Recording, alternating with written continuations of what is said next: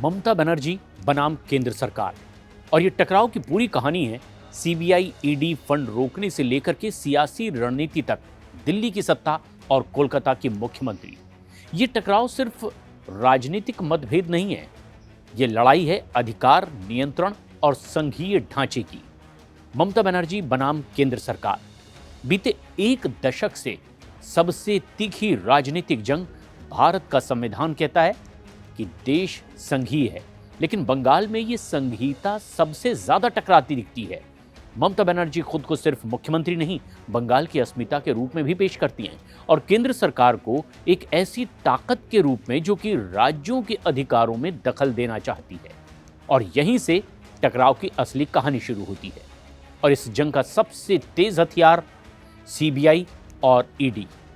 कागजों में ये जांच एजेंसियां हैं, लेकिन राजनीति में ये सबसे प्रभावी दबाव तंत्र भी बन चुकी है। बंगाल में एक के बाद एक बड़े मामले, शिक्षक भर्ती घोटाला, कोयला तस्करी, पशु तस्करी।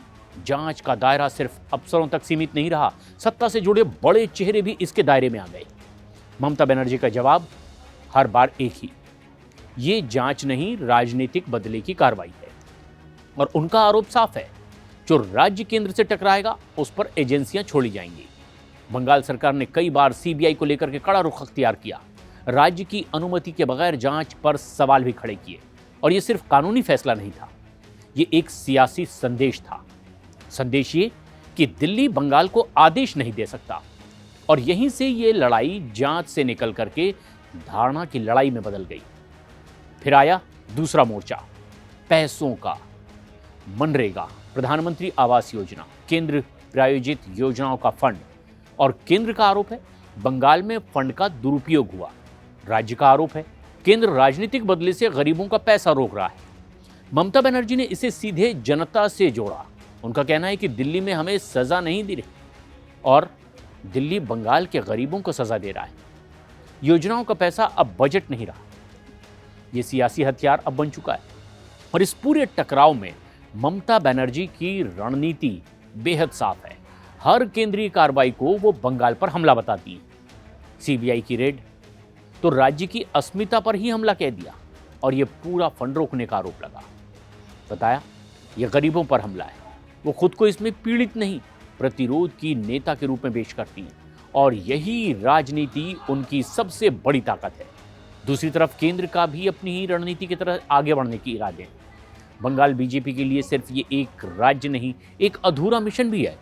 जांच एजेंसियों की सख्ती, फंड पर निगरानी और आक्रामक चुनावी कैंपेन सब एक ही लक्ष्य की ओर इशारा कर रहे हैं, राज्य में राजनीतिक पकड़ मजबूत करना। केंद्र मानता है कि भ्रष्टाचार पर कार्रवाई राजनीतिक मजबूरी नहीं, जरूरत है। लेकिन इस टकराव के बीच में सबसे बड़ा सवाल तो जनता का है। क्या यह लड़ाई वाकई जनता के लिए है या जनता के नाम पर? जब दिल्ली और कोलकाता आमने सामने आकर खड़े होते हैं तो विकास अक्सर बीच में फंस जाता है। ममता बनर्जी बनाम केंद्र। और ये सिर्फ दो सत्ता केंद्रों की लड़ाई नहीं, ये लड़ाई तय करेगी कि भारत का संघीय ढांचा कितना मजबूत है और ये भी कि राजनीतिक सवाल सुलझाएगी या टकराव को हथियार बनाया जाएगा। बंगाल की सियासत में ये जंग अभी खत्म नहीं हुई है और शायद अभी और तेज होने वाली है।